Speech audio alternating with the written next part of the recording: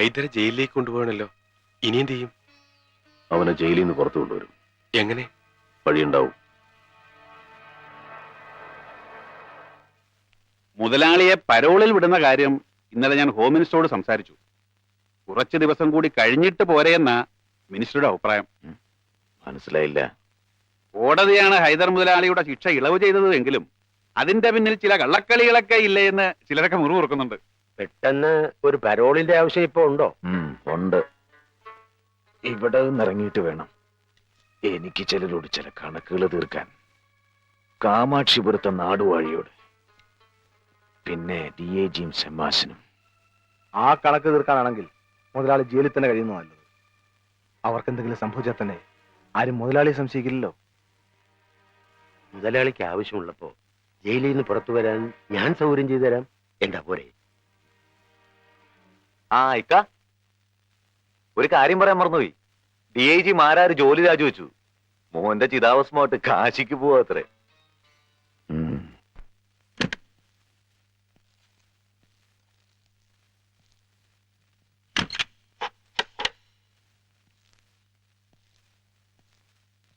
Mister Marar,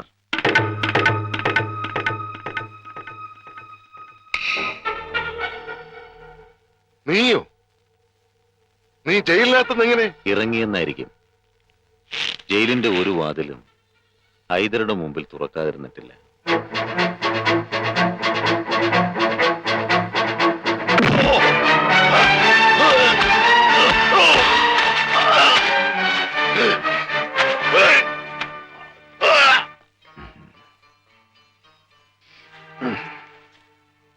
മകന്റെ ചിതാഭസ്മവും കൊണ്ട് നാളെ കാശിക്ക് പോവാന്ന് കേട്ടു.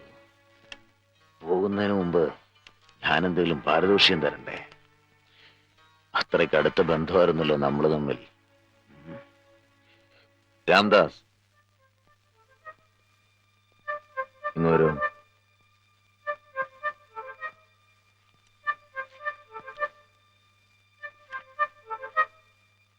അടിക്കടോ ഇവനെ. മുതലാളി, എന്തിനാ പേടിക്കുന്നേ? ധൈര്യമായിട്ട് മുഖത്ത് തന്നെ അടിക്കേ.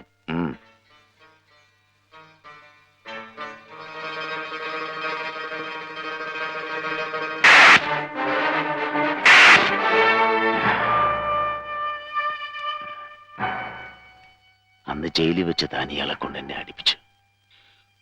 ഒരു കണക്കും ഹൈദര് മറക്കില്ല.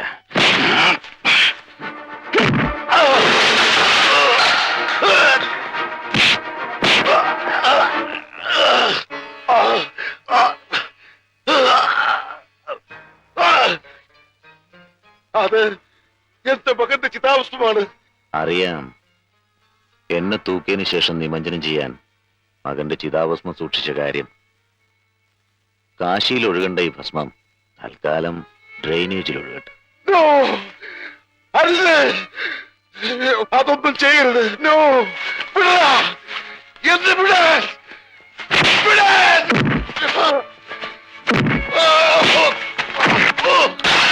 അയ്യോ, എന്റെ മോനെ.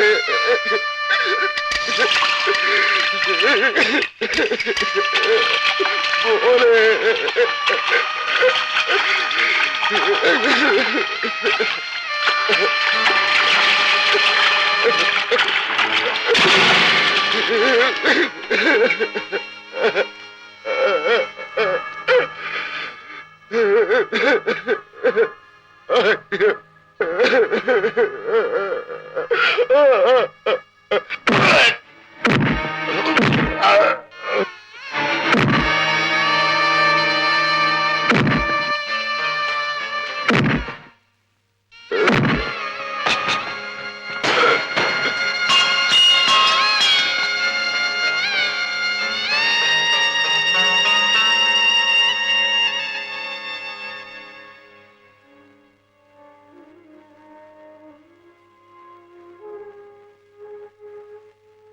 മിസ്റ്റർ മാരാരെ അയൽപക്കത്തുള്ള ആരോ ആണ് ഇവിടെ എത്തിച്ചത്. ഇപ്പോഴത്തെ കണ്ടീഷൻ തുറന്നു പറയുന്നതുകൊണ്ട് ഒന്നും തോന്നരുത്. അല്പം ക്രിട്ടിക്കലാണ്. 48 hours കഴിയാതെ ഒന്നും പറയാൻ പറ്റില്ല.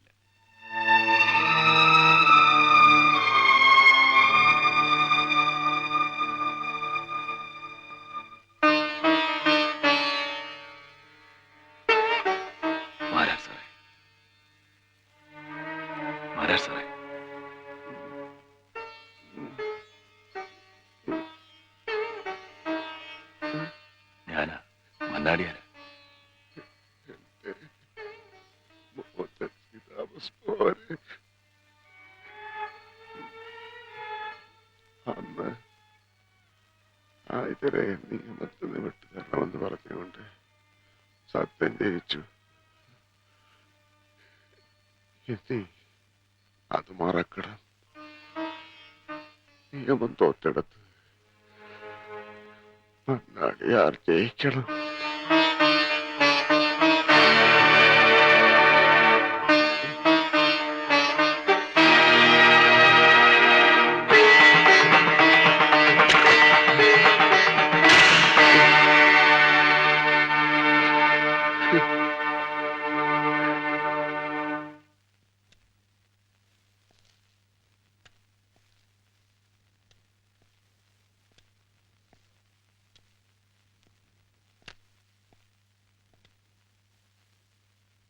ആരാ ഹൈദരെ കാണാൻ വന്നിരിക്കുന്നത്? ഞാൻ നരസിംഹ മന്നാടിയാർ.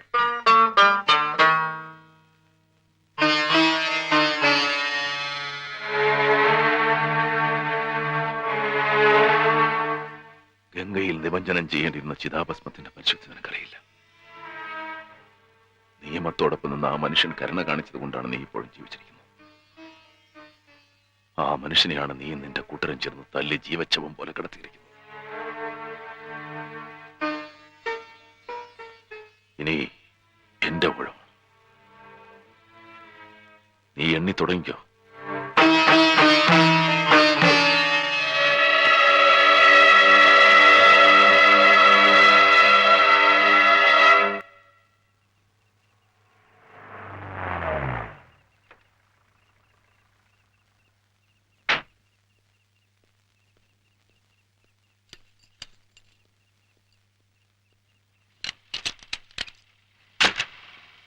ബല തപ്പിക്കോ, നാളെ രാവിലെ വന്നാൽ മതി. സാർ.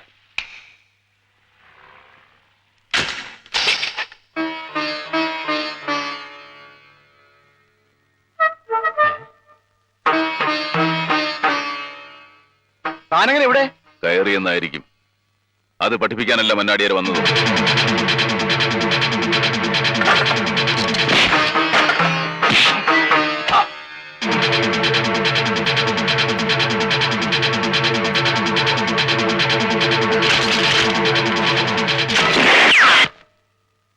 Hands up.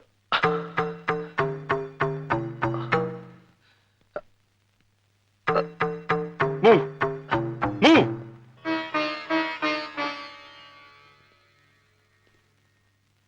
യൂണിഫോം ഇട്ടിട്ട് നീ ഇതുവരെ ഒരു നല്ല കാര്യം ചെയ്തിട്ടില്ല. ഒരു മൂന്നാംകട റൗഡിക്ക് വേണ്ടി അച്ഛന്റെ പ്രായമുള്ള ആ സാധു മനുഷ്യന്റെ ചെകിട്ടത്ത് നീ അടിച്ചു അല്ലേ നരിമാൻ?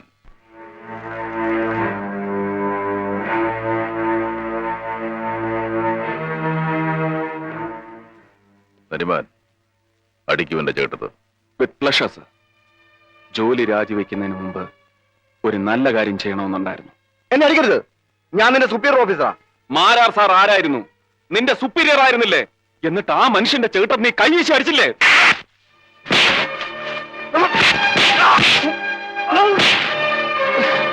സല്യൂട്ട് ചെയ്യുന്ന കൈ കൊണ്ട് അടികൊള്ളുമ്പോ നല്ല സുഖം തോന്നുന്നുണ്ടല്ലേ? നാട്ടിൽ കഴിയുന്ന നിന്റെ കുടുംബത്തെ ഓർത്ത് മാത്രമാണ് നിന്നെ ഞാൻ കൊല്ലാത്തത്. ഇനി നീ എന്റെ കാര്യങ്ങളിൽ ഇടപെട്ടാൽ മന്നാടിയർ അത് ഓർക്കില്ല.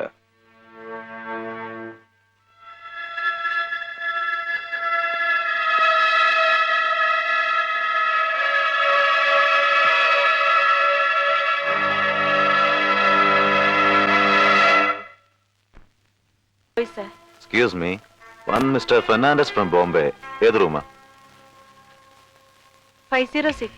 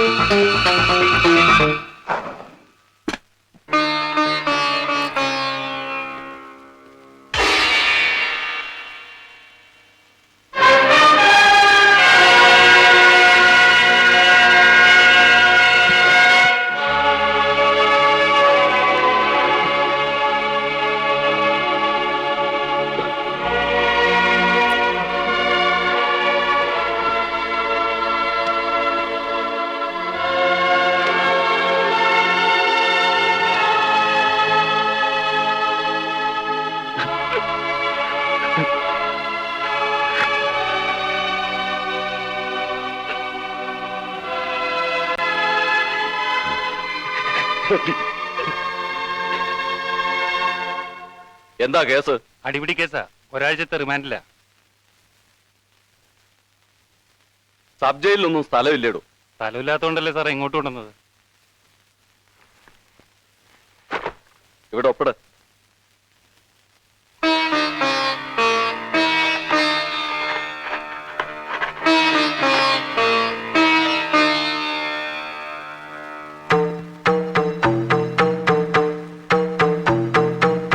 രണ്ടുപേർക്ക് ജയിൽ ഡ്രസ് കൊടുക്കും.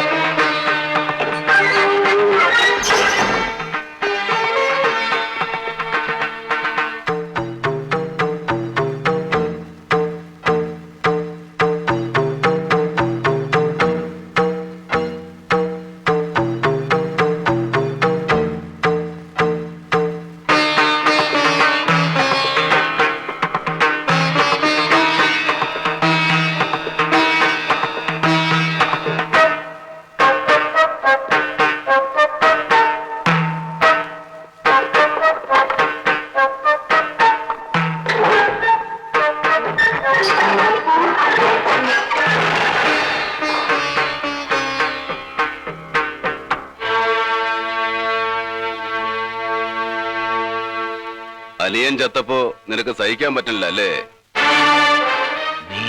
അതെ, മന്നാടിയാർ തന്നെ. ജയിലെന്താ മന്നാടിയാർക്ക് നിഷിദ്ധാണോ? എന്റെ അനിയനെ നീ? അതെ, ഞാൻ തന്നെ. എനിക്കുണ്ടായിരുന്ന ഒരേ ഒരുത്തര നീ വെട്ടി നുറുക്കിയപ്പോ ഞാൻ സഹിച്ചെന്ന് കരുതിയോ? ക്ഷമിച്ചെന്ന് കരുതിയോ നീ? പകരത്തിന് പകരം മാത്രം ചെയ്ത് പക തീർക്കാൻ മന്നാടിയാർ നിന്നെ പോലെ നാലാന്തരം ക്രിമിനൽ അല്ല. ചത്ത് ശവമായിട്ടേ നീ ജയിലിന് പുറത്തേക്കിറങ്ങൂ. അതിനാ ഞാൻ വന്നത്. നിന്നെ തൂക്കാൻ ഇവിടുത്തെ നിയമത്തിന് ഭയമായിരുന്നു, മരിക്കാൻ നിനക്കും. പക്ഷേ രണ്ടിനും മന്നാടിയാർക്ക് ഭയല്ല. ഒരുങ്ങിയിരുന്നോ നീ?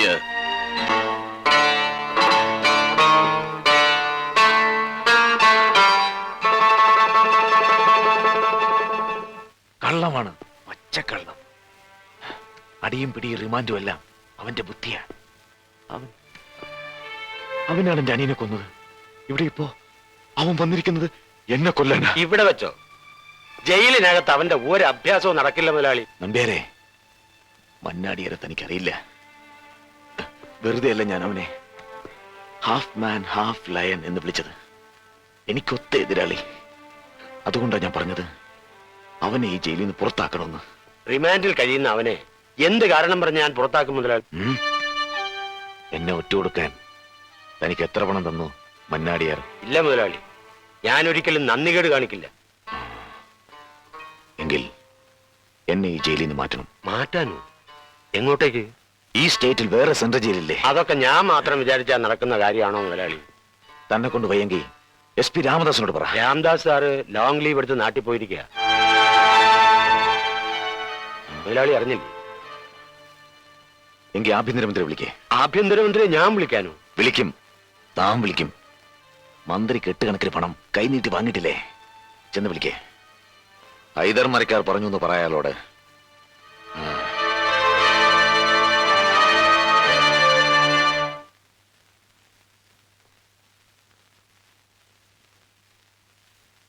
എന്താ നരിമാൻ? നാളെ രാത്രി ഹൈദർ ഇവിടെ നിന്ന് കണ്ണൂർ ജയിലിലേക്ക് മാറ്റാൻ ഓർഡർ ആയിട്ടുണ്ട്. അവസാനം നമ്മൾ വിചാരിച്ചെടുത്ത് തന്നെ കാര്യങ്ങൾ എത്തുന്നുണ്ട് അല്ലേ? അതെ. നരിമാൻ, തന്നോട് കൂറുള്ള ചിലരെങ്കിലും ഈ ജയിലിൽ കാണില്ലേ? ഉണ്ടെങ്കിൽ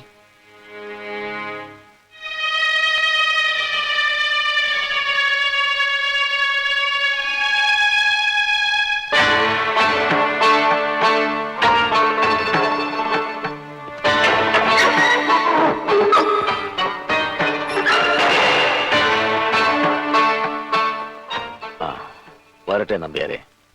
താമസിയാതെ തന്നെയും കണ്ണൂർ ജയിലിലേക്ക് ഞാൻ ട്രാൻസ്ഫർ ചെയ്യിച്ചോളാം. പോരെ? ശരി.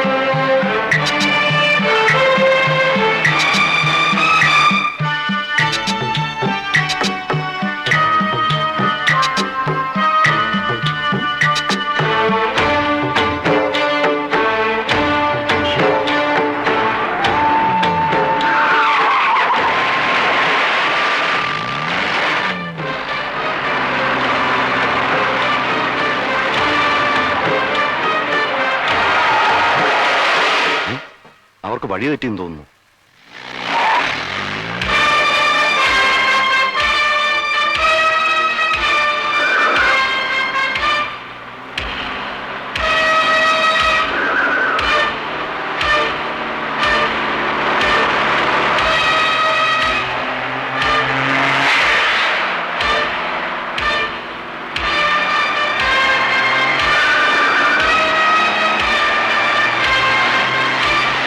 ഡ്രൈവർ വഴി തെറ്റി. എടോ, തന്നോടല്ലോ പറഞ്ഞ വണ്ടി നിർത്താൻ.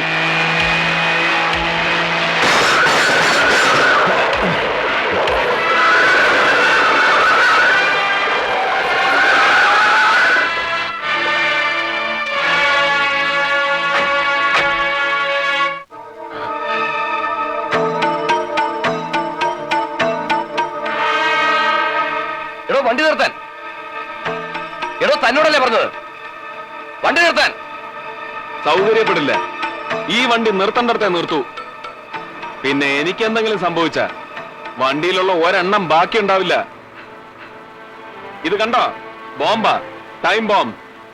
എല്ലാത്തിനെയും കൊണ്ടേ ഞാൻ പോവൂ. നോ, ഷൂട്ട് ചെയ്യരുത്. നോ.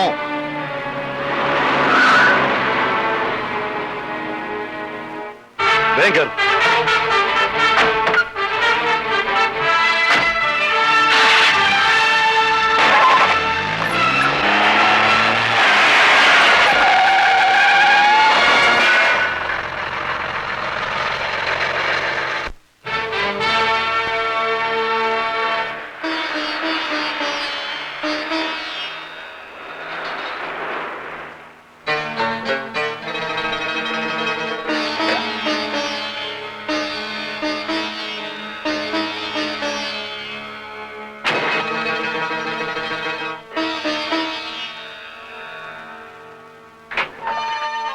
Hands up.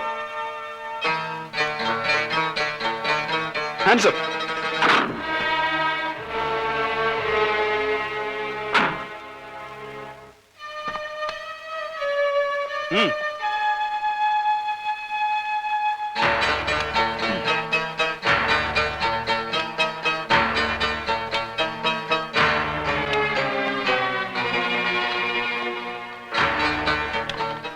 തന്റെ ബുദ്ധി ഞാൻ സമ്മതിച്ചിരിക്കുന്നു.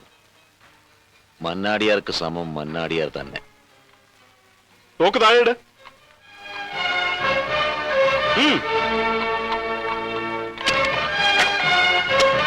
റിവോൾവർ. തനിക്ക് ആവശ്യം തന്നെയല്ലേ? അതിന് ഈ പോലീസുകാരെ ബലിയാടാക്കേണ്ട കാര്യമുണ്ടോ? മന്നാടിയാർ ധീരനാണെന്ന് കേട്ടിട്ടുണ്ട്. ഞാൻ കേട്ടത് സത്യമാണെങ്കിൽ അതിന് യോജിക്കുന്ന വിധത്തിൽ എന്നെ ജയിച്ചുള്ളൂ. നരിമാൻ, ഹൈദരുടെ ബലം കഴിക്ക്. സർ. ഭദ്ര, കീഴെടുക്ക്.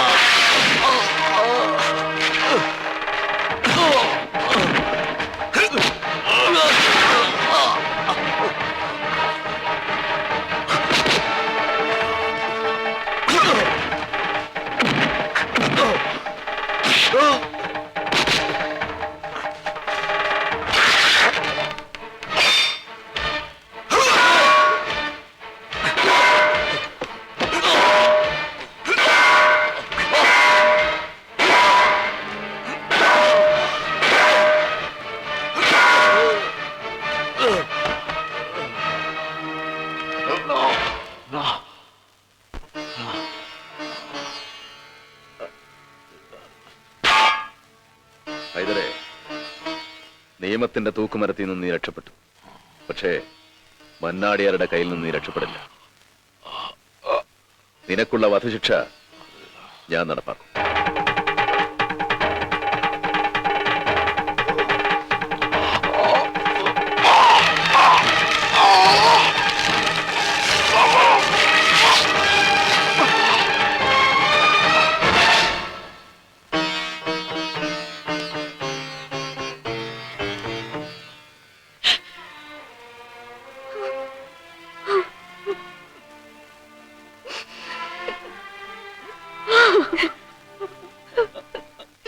മേൽപ്പറഞ്ഞ കേസിലെ ഒന്നാം പ്രതിയായ നരസിംഹ മന്നാടിയാരെ ഇന്ത്യൻ ശിക്ഷാ നിയമം 302, 324 വകുപ്പുകൾ പ്രകാരം മരണം വരെ തൂക്കിക്കൊല്ലാൻ ഈ കോടതി വിധിച്ചിരിക്കുന്നു.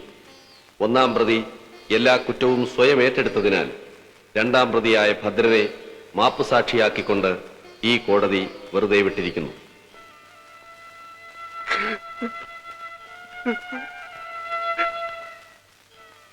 കാശി, മഹാരാജാവ് കൽപ്പിച്ചു തന്ന തൊഴിൽ തുടരാൻ വന്നല്ലേ. ഇനി അത് നടക്കും. നീ തന്നെ വേണം എന്നെ തൂക്കാൻ. കന്നി തൂക്കണം, കൈ വറക്കരുത്.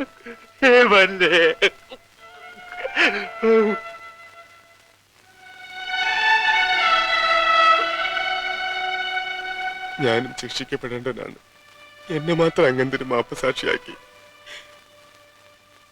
നിനക്ക് ഞാൻ അഭയം തന്നതാണ്. അഭയം കൊടുത്തവത്തിന് കുരുതി കൊടുക്കാൻ പാടില്ല. നീ ജീവിതം ആരംഭിച്ചിട്ടില്ലേ ഉള്ളൂ. മൈത്രി,